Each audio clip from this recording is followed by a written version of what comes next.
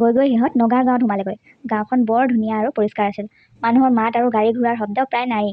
দূৰ দূৰলৈ কেৱল চৰাই চিৰিকটিৰ মাতহে শুনিবলৈ পোৱা গৈছে। IB IB IB. তিনিও গৈ গৈ নগাৰ পদূলিত উপস্থিত হ'ল। ওখ পাহাৰৰ তলত সেউজীয়া পৰিৱেশৰ মাজত থকা এটা বাঁহ বেতৰ ধুনীয়া ঘৰ। ঘৰটো দেখি সিহঁতৰ মুখেৰে এটাই শব্দ ওলালে, ৱাও! এইখন আমাৰ ঘৰ আছে, আইবি। নগা মোমাই সিহঁতক চিধা পাকঘৰলৈকে লৈ গ'ল। প্ৰকাণ্ড পাকঘৰটো দেখি সিহঁতৰ অৱস্থা দুধুৰ মুধুৰ। কাৰণ পাকঘৰটো ডাঙৰ বাৰু ঠিকেই আছে, কিন্তু ৰন্ধা বঢ়া কৰা ব্যৱস্থাবোৰ দেখি সিহঁত আচৰিত মানিলে। সেইবোৰ সিহঁতৰ ঘৰবোৰৰ তুলনাত বহু গুণে ডাঙৰ। উই পোৱালিকেইটা, আহিবি না, চৰম নাই পাবি। মোমাইহঁতৰ ঘৰত কিবা সকাম আছে চাগে ন? আমি কিন্তু ঠিক সময়তে আহিছোঁ দেই, একেবাৰে সকাম খাইহে যাম। না ৰে ভাই, কোনো সকাম না আছে, তই বহি ল'বি হা। বহিছোঁ বাৰু। সিহঁতক বহিবলৈ দি নগা ককাই এবাৰ ঘৈণীয়েকক চিঞৰিলে, ইয়াতে তই ক'ত আছি, মই আহিলে না। তিনিওটাই লেপেট খাই য'তে বহিবলৈ কৈছিলে তাতে বহি দিলে। মোমাইহঁতৰ ঘৰলৈ কোনোবা আহিব চাগে ন? সকামো নাই বুলি কৈছে দেখোন। এনেইনো কেলে ইমান ডাঙৰ চৰুটোত শাক ভাত বনাব? চৌকাটোলৈ চাহ আকৌ, আমাৰ বৰনামঘৰত থকা ৰাজহুৱা চৌকাটোৱে আৰু গোটেইটো। অলপ পাছতেই মোমাই আৰু মামী আহিল। মামী কিন্তু দেখাত একেবাৰে সৰু ছোৱালীজনীৰ দৰে হৈ আছিল। উই পোৱালিকেইটা, এইখান তোৰ মামী আছে, আমাৰ জান আছে। নমস্কাৰ দেই। ইমান ধুনীয়া আকৌ মামীজনী, নামটো কি নক'ব নেকি? কি কৈ আছে? বুজিয়ে পোৱা নাই চাগে, এইডালে ভালকে বুজাই দিয়া আকৌ। মই নন, এইটো মন, সৰুটো সৰু, এইটো নাম কি আছে? মই বুজি নাই পাই তাকিছে না, এইটো নাম তাতে আছে, তাতে আগে। কি নাম এইটো? তাতে হাগে হেনো। মই নাম ইয়াতে আগে। ইয়াতে হাগে। তেনেহ'লে কচোন, মোমাইহঁতৰ ল'ৰা ছোৱালী কেইটাৰ নাম কি হ'ব? নাজানো, আমিনো কি জানো, সেইবোৰ হিচাপ তইহে জানিবি। য'তে ত'তে হাগে হ'ব আকৌ। হয়তো আকৌ। কিবা ভুলকে কৈ পালো নেকি আকৌ? হঠাতে মামী আৰু মামাৰ হাঁহি বন্ধ হৈ যোৱা দেখি সিহঁতে বৰ ভয় খালে মনে মনে, আৰু ভয়ে ভয়ে ক'লে, মোমাই বেয়া পালে নে তেনেকৈ কোৱাৰ কাৰণে? আমি মানে এনেই ধেমালিহে কৰিছিলোঁ। অকণমান বেছিকৈ হাঁহিলোঁ বাৰু, আৰু নকৰোঁ আৰু। না, এইটো কথা না আছে। এইবুলি নগা ককাই দুখ কৰাৰ মূল কাৰণটো ক'লে। তেওঁলোকৰ বোলে এজনী মৰম লগা ছোৱালী আছিল, কিন্তু 3 বছৰ বয়স হওঁতে তাইক বনৰীয়া হাতীয়ে গছকি মাৰি পেলালে, আৰু তাৰ পিছৰ পৰা তেওঁলোকৰ ল'ৰা ছোৱালীও জন্ম হোৱা নাই। এবাৰ বোলে এজনী ছোৱালীও তুলি লৈছিল, কিন্তু তাইক এদিন ঘৰৰ মানুহে আহি লৈ গ'ল।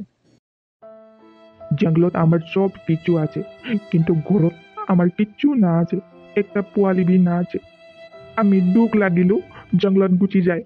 জংগলী বাঘ ভালুক বাচ্চাটোক আমার বাচ্চা এনেকে আমি মরম করে তাকিয়েছে।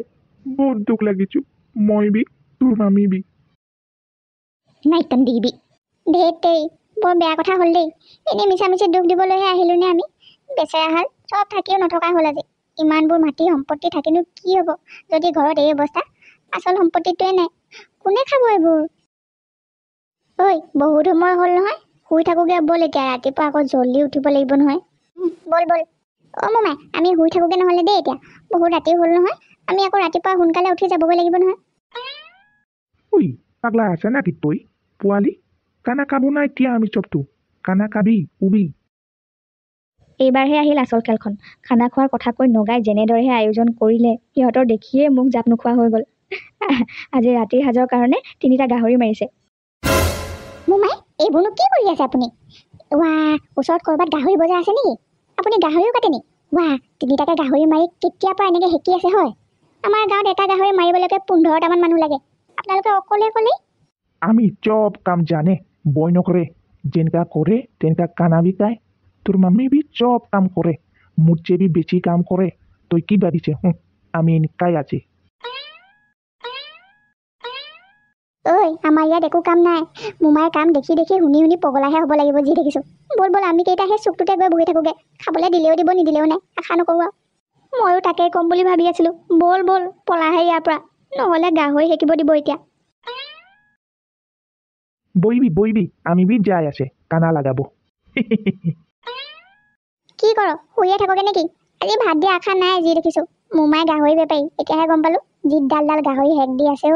হ'বলৈ বহুত টাইম লাগিব চাগে। বিৰাট ভাগৰ লাগিছে। থাকিবলৈ মাতি আনি যদি ভাত কেইটাও নিদিয়ে, মই কিন্তু পৰি পৰি হাও দিম। ভাত 2টামান দিব বুলিহে আহিছিলোঁ মই, উল্টাই কিবাহে হ'লগৈ দেখোন। ক'তনো আমাক এতিয়া ভাত দিব, কিনো আশা কৰি আছ?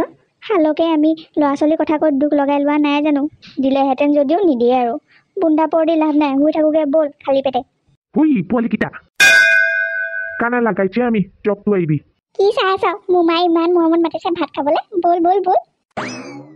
খাবলৈ গৈ দেখিলে নগা মোমায়ে সন্মুখত এটা প্ৰকাণ্ড পোৰা গাহৰি, প্ৰকাণ্ড এচৰু ভাত আৰু বাঁহৰ প্ৰকাণ্ড চুঙাত পানী লৈ ভাত খাবলৈ ৰখি আছে। আহিবি আমি এক লগত খাব।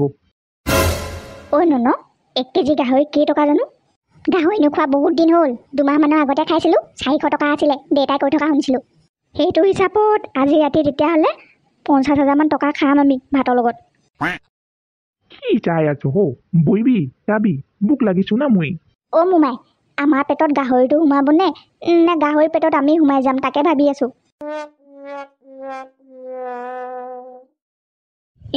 নগাৰ কথা পেলাব নোৱাৰি আৰু ভোকেও হেঁচা মাৰি ধৰাত তিনিওটাই বহি লৈ গোটা গাহৰি এচুকমান ভালকৈ দগৰি খালে।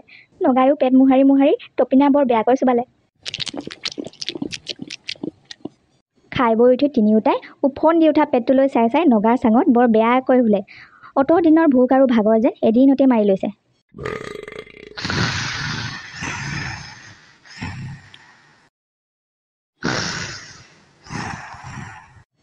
আৰু ঢল পোৱাতে উঠি যাবলৈ ওলোৱা ননহঁতক নগা নাগিনীয়ে এৰিব নোৱাৰিহে বিদায় দিছে।